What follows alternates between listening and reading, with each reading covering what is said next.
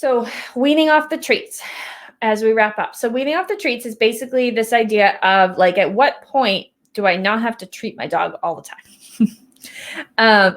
Leash walking and recall, you should always have treats. Okay. I'm not letting you off the hook on that one. I'm not going to say that like in a month you can go without treats. No, bring the treats with you. Have them. Okay. Doesn't mean that you have to give them out that often. You just want to have it because you don't know when you're going to run into a situation, right? And I'd say the same thing with the recall. You don't know when the deer is going to run by, okay? Or one of my old clients, she was taking her dogs out for a walk, and there was a baby otter like walking down the road. You can't prepare for these things. So it's really nice to be able to reinforce our dogs for good behavior, okay? And interrupt behavior that might not go so well as needed. Right. And so if we don't have our rewards on us, it's going to be really hard to do that. Now, if there's a skill that your dog has been handling for a while, or your dog,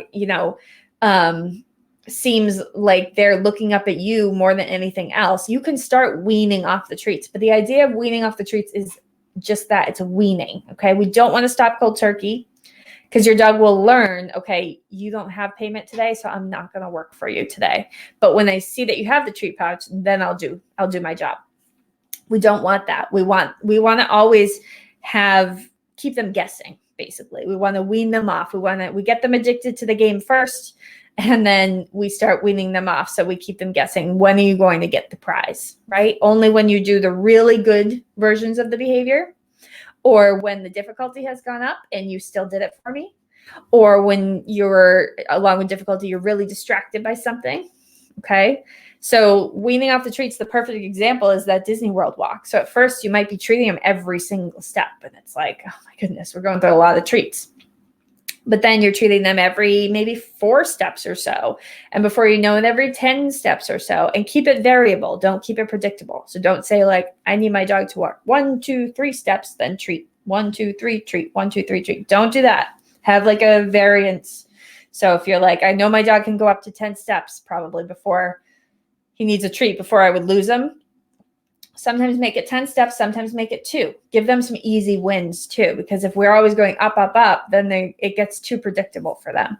So if you know that they can walk for 30 seconds before they get a treat, before you lose them. So sometimes the 30 seconds, sometimes 20 seconds, sometimes 5, sometimes 22, sometimes 13. Like, it's just, you want to keep them guessing.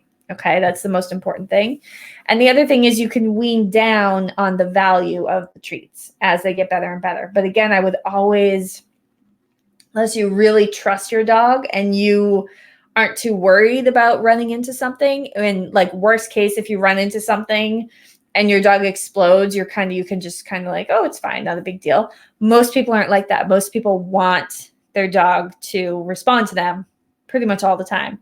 So at the very least, have some high value treat on you. Again, it doesn't mean you have to give it out. You might take it home, put it back in the fridge. Totally fine.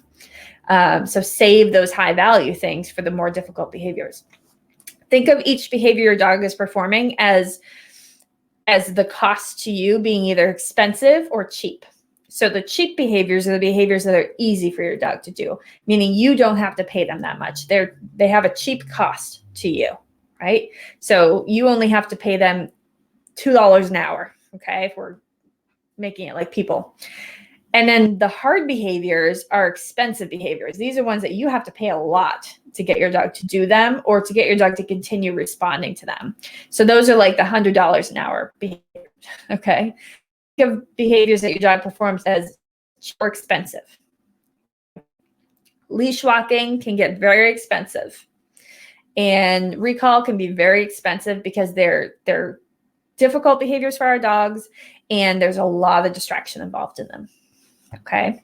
So weaning off the treats, again, you're increasing the amount of time in between treats. So you're weaning down that way. You're weaning down on the value.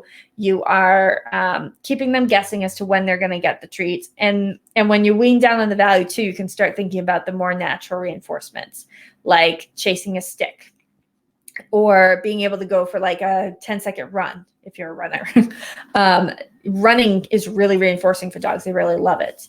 So that can sometimes be something that you could do if you have nothing on you. You know, sniffing spots can be reinforcing. Being able to go pee somewhere, mark something for a male dog can be really reinforcing. It makes them feel good. Those are natural reinforcements for our dogs. Being able to go say hello to a dog if they're walking really well with you and all is going well, being able to say hi. So that's pretty much all the wrapping up stuff is.